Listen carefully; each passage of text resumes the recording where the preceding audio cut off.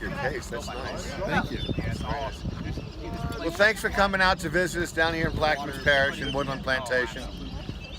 And Dr. Sean, thanks for bringing all these nice folks down through You're the years. welcome. How many years now? 12 years. This is the 12th year. 12 years. So it's been a long time. It's nice to have y'all.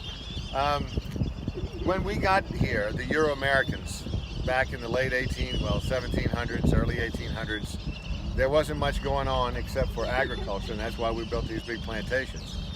And then when that was over, we started harvesting, and we've been harvesting ever since. First we clear-cut the cypress swamps. Then after that, we harvested all the old oyster banks on the outside with a steam engine.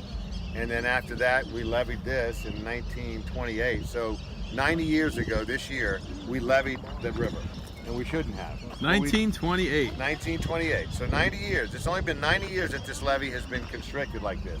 And we did it not to stop us from flooding. We did it for commerce and for maritime, so the ships can move up and down the river. Then after that came the oil and gas companies and the sulfur companies. And now one of the worst, in my opinion, is the Pogie plant.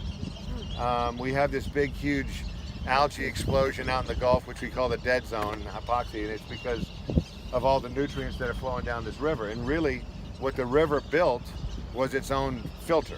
And that's what this delta is. It's supposed to spread out into this big, filter that it built for itself, and it cleans it out. A lot of algae grows in freshwater environments, and it does fine there. And the mystic shrimp and the menhaden and pogies eat all of that algae. Now we have this huge pogie plant that's harvesting billions and billions of pogies, and we're taking those pogies and selling them to fish farms where we're raising redfish in farms that is not nearly as good as wild-caught redfish, and those pogies are what should be feeding the wild redfish.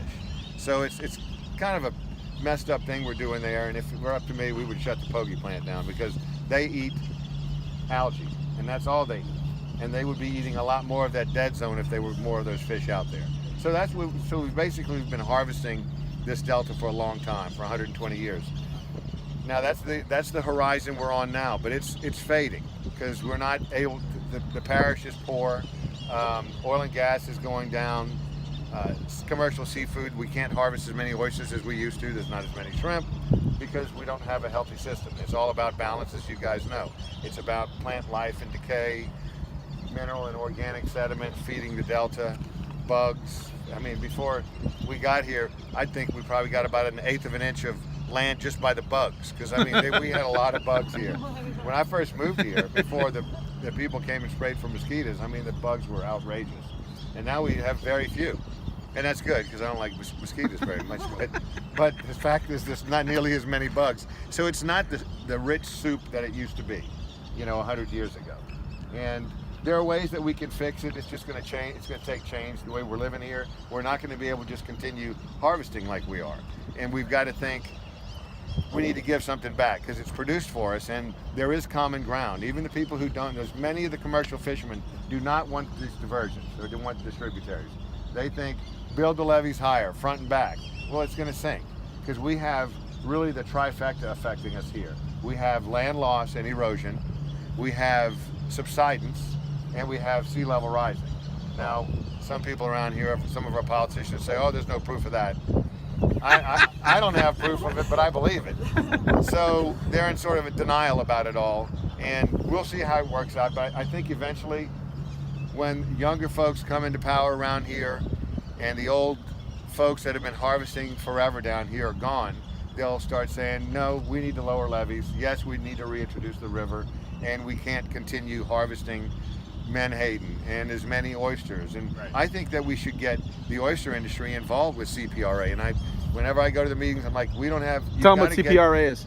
Coastal Protection and Resource Act. And Richie will tell you all a little bit about this too, because he's very involved in it. He works with a National Wildlife Federation, as well as he's from Plaquemines Parish. He does eco tours here. He's one of the young guys who in this parish is not like part of the old group who are like saying, hey, well, get out of here, Foster. We don't want to hear what you have to say. We don't want diversions. Let us die. Let us just stay here until it washes away. And a lot of them have that attitude, which is not, in my opinion, a good attitude, because there are things we can do to save this place. And and we can produce for a long time. I mean, I think we need to raise bamboo, grow crawfish, grow cypress, grow redfish in a natural way. There's a fish farm in the south of Spain called Veta La Palma, where they reintroduced the Guadalquivir River to this 28,000 acre wetlands, and it's all natural system. They don't feed the fish. They let all the predators live there that are supposed to live there, and it's a wonderful place. And all their fish are really high-end fish that they sell all over. So that's something we could do here, but on a huge scale. And we have all this money to restore our wetlands, but we're spending all this money in the wrong place.